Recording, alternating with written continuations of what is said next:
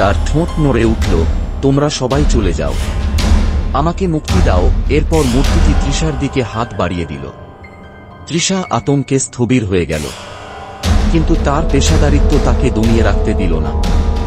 সে ফিসফিস করে বলল, তুমি কে? কেন এখানে আটকে আছ? মূর্তিটি বলল, আমি এ বাড়ির প্রাক্তন বাসিন্দা। অনেক বছর আগে আমার স্বামী আমাকে নির্জন রাতে এই বাড়িতে হত্যা করেছিল। তারপর থেকে আমি এই বাড়ির সঙ্গে বাঁধা পড়ে আছি। যারা এই বাড়িতে আসে তাদের আমি আমার ভয় দিয়ে দূরে রাখতে চাই, কিন্তু কেউই আমাকে মুক্তি দিতে চায় না। তৃষা বুঝতে পারল এই আত্মা তার মুক্তি চায়। সে জিজ্ঞেস করল, তোমাকে কিভাবে মুক্তি দিতে পারি? মূর্তিটি বলল, আমার দেহ এই বাড়ির নিচে পুঁতে রাখা হয়েছে।